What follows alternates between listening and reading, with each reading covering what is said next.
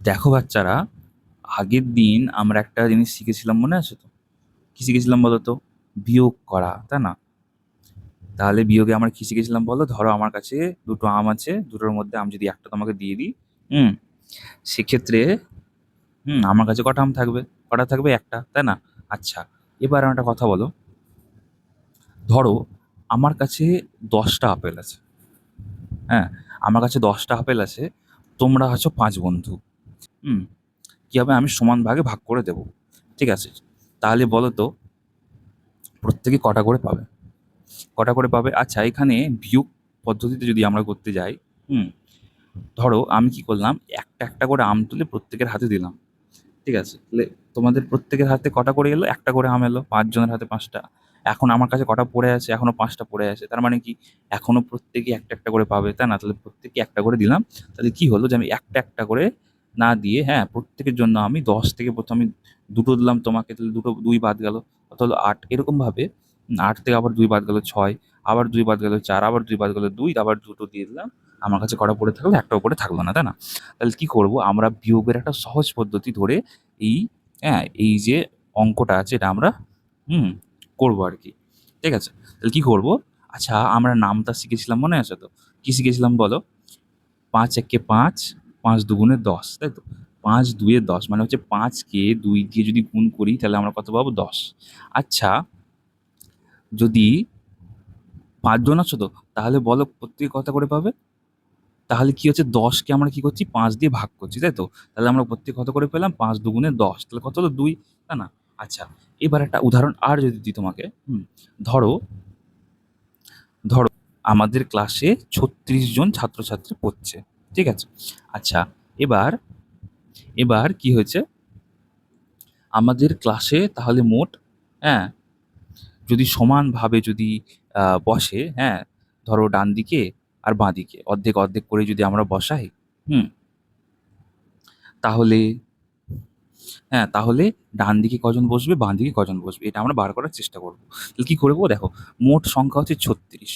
তাহলে দেখো এখানে কি, এককের ঘরে বসবে 6, দশকের ঘরে বসবে 3, তাই তো?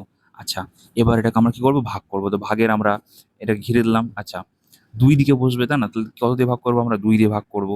আচ্ছা, তাহলে এবার একটা কথা বলো, নামটা পড়তে হবে কিন্তু, হ্যাঁ। দেখো, বলছি 2 1 কে 2, তাহলে 2 একবারে গেল, কত হলো? 2, তাই তো?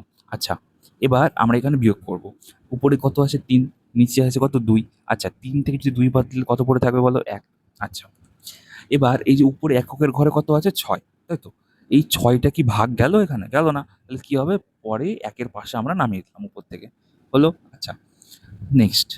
তাহলে এবার আমরা নামটা পড়বো। 2 1 কে 2, 2 দুগুণে 4, 2 3 6, 2 4 8, 2 5 10, হ্যাঁ, 2 6 12, 2 7 14, 2 8 16, 2 9 কত বলো? 2 9 হচ্ছে 18, তাই তো? আচ্ছা, তাহলে 2 8 আমরা কত পেলাম? তাহলে 8 দিয়ে যদি আমরা গুণ করি 2 কে, তাহলে কত পাচ্ছি? 16, তাই তো? তাহলে কত? 8 দিয়ে আমরা পাচ্ছি 16, তাহলে 16 নিচে আবার লিখলাম 16। আচ্ছা, 16 থেকে যদি 16 বিয়োগ করি তাহলে কত থাকছে বলো? 6 থেকে 6 বিয়োগ গেল 0, 1 থেকে 1 বিয়োগ গেল 0, তাহলে মোট কত হলো? 0। ঠিক আছে, এই যে আমরা একটা স্ট্রাকচারটা পেলাম, এটাকে আমরা কি করি বলছি? কি করি? ভাগ করা বলি। তাহলে আমরা বাঁ দিকে কতজন বসবে? 18 জন, তাই তো? ভাগ ফল হলো আমাদের 18, তাই তো? বাঁ দিকে কত বসবে? 18, ডান দিকে কত বসবে? 18, তাই না? আচ্ছা, এবার দেখো, এই যে আমরা যে স্ট্রাকচারটাতে পেলাম, এবার কোনটাকে আমরা কি বলবো সেটা দেখবো। দেখো, এই যে 2 দিয়ে আমরা ভাগ করলাম, তাই তো? 2 দিয়ে যে আমরা ভাগ করলাম, তাহলে এটাকে কি আমরা বললাম? ভাজক। যেটা দ্বারা আমরা ভাগ করছি তাকে আমরা বলছি ভাজক। ঠিক আছে, যেটাকে আমরা ভাগ করছি, যেমন 36কে আমরা কি করছি? ভাগ করছি, তাই না? তাহলে আমরা কি বলবো এটাকে? ভাজ্য। ঠিক আছে, ভাগ করার পরে আমরা যেটা পেলাম, যে ফলটা পেলাম, সেটা হচ্ছে ভাগফল। হ্যাঁ, এই যে 18 হচ্ছে একটা ভাগফল। ভাগ করার পরে যে ফল পেলাম সেটা হচ্ছে ভাগফল। আচ্ছা, আর ভাগ করার শেষে যে আমরা শূন্যটা পাচ্ছি, যেটা অবশিষ্ট থেকে যাচ্ছে, সেটাকে আমরা কি বলছি? ভাগশেষ। অবশেষে অবশিষ্ট থেকে যাচ্ছে শেষের দিকে, তাই না? তাহলে কি বলছি আমরা? ভাগশেষ, তাই না? তাহলে আমরা কি কি বললাম বলো? যেটাকে আমরা ভাগ করছি, যেমন 36, সেটাকে কি বলছি? ভাজ্য। যেটা দিয়ে ভাগ করছি, যেটা হচ্ছে 2, কি হচ্ছে যেটা? এটাকে বলছি আমরা ভাজক। ভাগ করার ফলে আমরা যেটা পাচ্ছি, ফলটা, সেটাকে বলছি 18টাকে আমরা কি বলছি? ভাগফল। হ্যাঁ, আর ভাগফল, এই সমস্ত কিছু করার পরে যেটা অবশিষ্ট থেকে যাচ্ছে সেটাকে আমরা কি বলছি? ভাগশেষ। বোঝা গেছে? বুঝতে পেরেছো? তাহলে আমরা কি শিখলাম আজকে? ভাগ, কিভাবে আমরা করব, তাই না? আর একটা নতুন জিনিস কি শিখলাম, যে ভাগ হচ্ছে বিয়োগের, হ্যাঁ, সংক্ষিপ্ততম রূপ, তাই না, বা সহজতম রূপ। বোঝা গেছে? পরের দিন আমরা আরো শিখবো।